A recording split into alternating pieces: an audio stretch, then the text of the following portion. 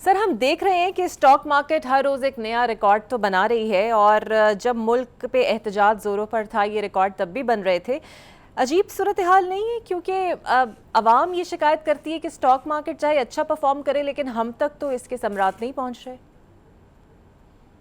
विक्रा साहब भाई, एक आपका अच्छा सवाल इसलिए है कि स्टॉक मार्केट एक तरह से तो अक्कासी करती है कि जो इकोनॉमी में हो रहा हो। इसका मतलब ये है कि जब आईएमएफ की एंगेजमेंट नहीं हुई थी तो डिफॉल्ट की बातें हो रही थी। तो आप देखिए कि उस वक्त स्टॉक मार्केट के जो हिस्सेस थे वो डिफॉल्ट लेवल पे ट्रेड कर रहे थे। मार्केट 40,000 के इंडेक्स पे चली गई थी। प्राइस टू अर्निंग्स 3 से भी नीचे थी। ये ट्रेडिशनली पाकिस्तान में 7 से 9 पे रहती है। सो वहां से ये सफर इस तरह शुरू हुआ कि आईएमएफ की एंगेजमेंट ने एक सर्टेनिटी दी है कि 3 साल तक अगर ये प्रोग्राम कंप्लीट होता है तो आपका जो इंटरनेशनल डिफॉल्ट रिस्क है, आपकी जो एक्सटर्नल फाइनेंसिंग है, आपके जो खसारे हैं वो संभल जाएंगे। और एक स्टेबिलिटी तो मुल्क में आ गई है, जिसका मतलब ये है कि अफराते जर में कमी हुई है। यानी कि कीमतें नहीं इकरा कम हुई, कीमतों के बढ़ने की शरह में नुमाया कमी आई है। एक बात, बैरूनी खसारा संभला है तो रिजर्व जो है वो 12 अरब डॉलर के करीब स्टेट बैंक के चले गए हैं। ये 2.5 माह की इंपोर्ट कवर देते हैं। इकरा गो बैक, जब प्रोग्राम नहीं था 3 अरब डॉलर की भी रिजर्व्स नहीं थे, 1 माह का भी कवर नहीं था इंपोर्ट का। ये हैं वो मेन वजूहात जिसकी वजह से आपकी जो स्टॉक मार्केट है उसमें इन्वेस्टर पॉजिटिवली रिएक्ट कर रहे हैं। और ये भी याद रखिए कि 22% का पॉलिसी रेट था, क्योंकि इन्फ्लेशन बहुत ज्यादा थी। तो वो चाहते थे कि आप जाके गाड़ी ना खरीदें, वो चाहते थे कि आप जाके बोरो ना करें। सो जब आपने बोरोइंग तोड़ी, आपने गाड़ी नहीं खरीदी, घर नहीं बनाया, मैन्युफैक्चरर ने मैन्युफैक्चरिंग स्लो की, तो अफराते जर कम हुई। अब पॉलिसी रेट 15 का है, इफेक्टिवली तो 12% से भी नीचे कर्जा मिल रहा है। सो जब कर्जा मिलना शुरू हुआ तो स्टॉक मार्केट में लिक्विडिटी बेहतर हुई।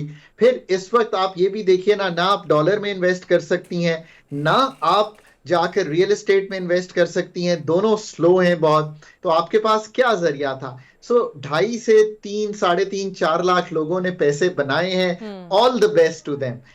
This is a good situation जो क्रिएट हुई। पर इसका मतलब इकरा ये नहीं है कि हमारे कोई फंडामेंटल मसाइल ठीक हो गए हैं। हमारी कुछ बेहतरी फर्टिलाइजर में, कुछ ऑटो सेक्टर में, कुछ सीमेंट में आई है, क्योंकि थोड़ी सी जो इकोनॉमी है उसमें ये रमक पैदा हुई है। पर कतई तौर पे ना एनर्जी सेक्टर ठीक हुआ है, ना ही कोई प्राइवेटाइजेशन हुई है, ना ही हमने जाके कोई जो अपना एक्सपेंडिचर कम करना है वो किया है। एफपीआर की जो हमने एग्रीमेंट्स भी थे आईएमएफ के साथ, वो भी पैसे पूरे नहीं हुए।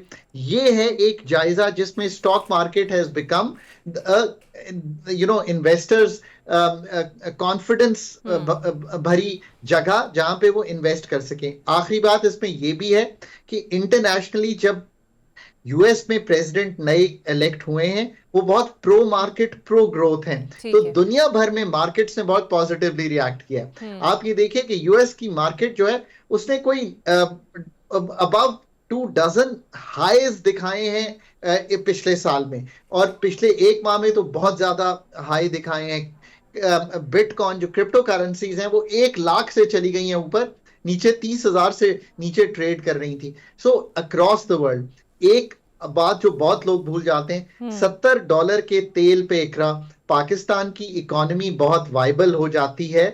$100 के तेल पे ये अनवाइबल हो जाती है बिकॉज इंपोर्ट का बोझ पड़ जाता है। ये है एक अमूमी जायजा जिसकी वजह से जो इस वक्त फायदा मुझे और आपको हुआ है, अगर हम मार्केट के इन्वेस्टर नहीं है, वो ये है कि इस वक्त रुपया स्टेबल है, पेट्रोल की कीमत स्टेबल टू डाउन है, कीमतों के बढ़ने की शरह में नुमाया कमी आ गई है, कुछ कीमतें कम भी हुई हैं। आटा को देखिए कम हुआ है बिकॉज प्रोडक्शन अच्छी हुई, अच्छा डॉक्टर लास्ट ईयर अच्छी एक ग्रोथ और हुई, राइस की कीमत, ये थोड़ा सा एक फायदा हुआ है। बिल्कुल सही सर। सऊदी डेवलपमेंट फंड ने पाकिस्तान को जो $3 अरब डिपॉजिट में 1 साल की तौसी दी है उस पर हम बहुत खुश भी हैं।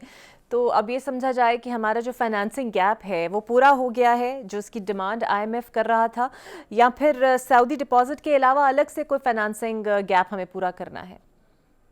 Again, probably the most important question for Pakistan is कि क्या एक्सटर्नल ग्रॉस फाइनेंसिंग गैप जो कि तकरीबन 19 से 20 अरब डॉलर का है, वो कंफर्टेबली पूरा हो गया है या उसमें अभी कुछ कबाहत है? पहली बात यह है कि आप आईएमएफ के पास जब जाते हैं तो I work with a fund and मैंने पाकिस्तान का प्रोग्राम भी रन किया है 13-16 का। मैं इंटरनेशनली अभी भी एक मुल्क को सपोर्ट कर रहा हूं जो फंड में है। याद रखिए कि उसका पहला काम ये होता है कि वो इंश्योर करे कि डिफॉल्ट रिस्क को खत्म करना है, और वो इसी से खत्म होना है कि एक्सटर्नल जो पैसे देने हैं किसको देने हैं ये भी अहाता कर लें। 12-13 अरब डॉलर तो दोस्त ममालिक को देने हैं, ये एकरा हम नहीं देंगे। हम उनके पास जाएंगे, उन्हें कहेंगे 3 अरब डॉलर सऊदी अरेबिया ने कहा 1 साल के लिए मौखर हो गया। यूएई के पास जाएंगे मौखर हो जाएगा, चाइना के पास जाएंगे मौखर हो जाएगा।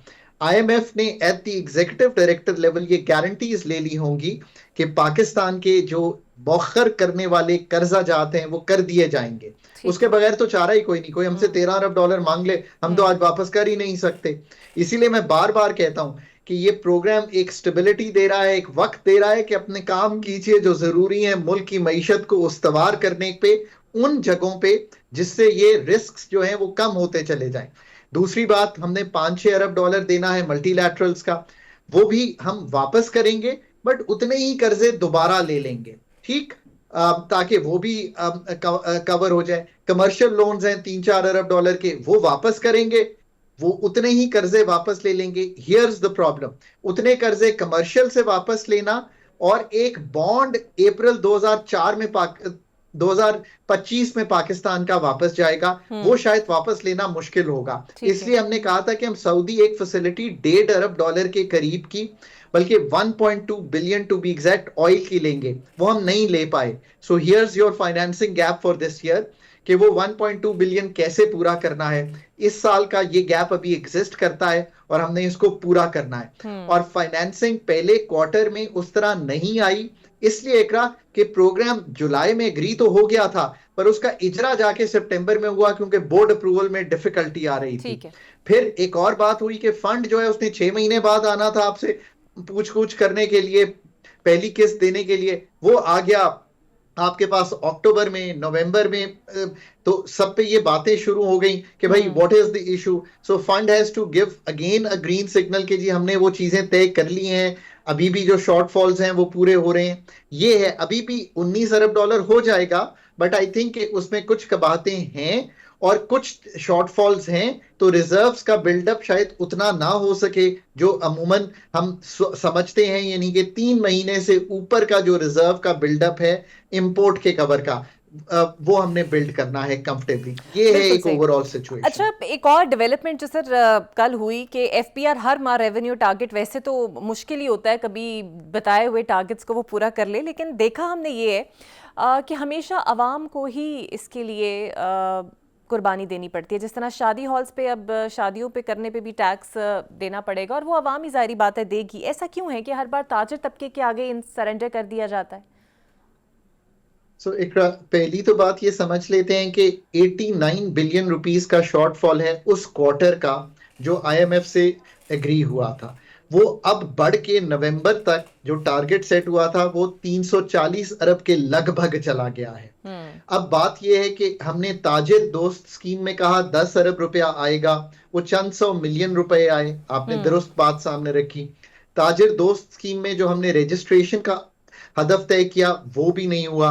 आई थिंक ताजिर दोस्त स्कीम इल डिजाइंड थी और इल इम्प्लीमेंटेड थी, और ये तवातर से हम करते आ रहे हैं। मुझे याद है 10 साल पहले भी उस वक्त के वजीर खजाना के साथ वाली कुर्सी पे जब हमने इजरा किया, we had to actually take it back because ताजिर दोस्त जो है वो कहते हैं कि हमने तो टैक्स नहीं देना, आप इनकम टैक्स ले लीजिए जाके एंकर पर्सन से, और उन लोगों से जिनका कट के आ जाता है उनसे तो लेंगे 460 अरब रुपया, पर हम नहीं देंगे। Now that's the unfair part. इसी तरह हमारे जो दोस्त एग्रीकल्चर में हैं, और मैं चूंकि पढ़ता था उनके साथ, वो जो टूटी हुई गाड़ी में आते थे, बहुत अच्छी उन्होंने एग्रीकल्चर की ग्रोथ की, अब वो बहुत बड़ी एसयूवी में आते हैं। पर मेरे वालिद ने सारी जिंदगी अपनी तनख्वाह पर टैक्स दिया, पर मेरे उन दोस्तों ने कोई टैक्स नहीं दिया। आज भी आप क्यों आईएमएफ से पैसे मांगने जाते हैं? क्योंकि 20% है एग्रीकल्चर इनकम पाकिस्तान की पूरी इकोनॉमी के हुजम का।